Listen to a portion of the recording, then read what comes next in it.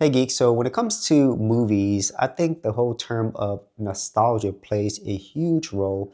And it's not only in movies, but it's also in other forms of entertainment like video games. Nostalgia is a really big thing.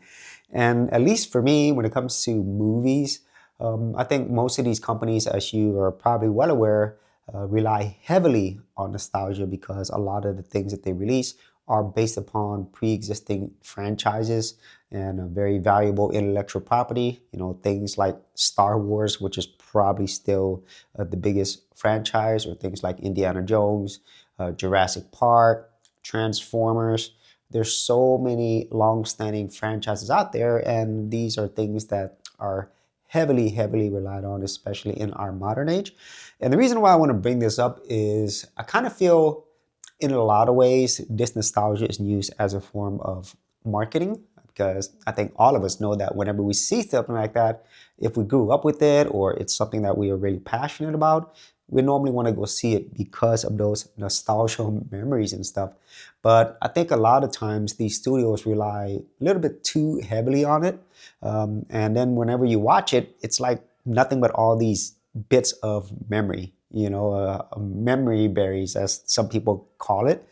And I think that cheapens the entire experience because then you're not watching something that is original, that kind of like pays respect to the previous franchise.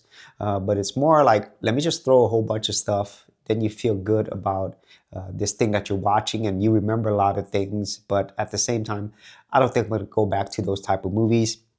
And it's kind of sad that they have to rely on that, but it does work. And at least for me, when it comes to the movies that I watch and purchase, I normally try to not watch as many of the franchise ones, especially if they've been long running. But sometimes there are those that are really good. Like, for example, the Alien series. There's been a long running franchise, but at least for me, part one, Alien, and then Aliens 2, they were the best, Aliens especially. And after that, I just didn't want to watch it anymore. It was more like recycling a lot of the things and just putting those nostalgic memories there.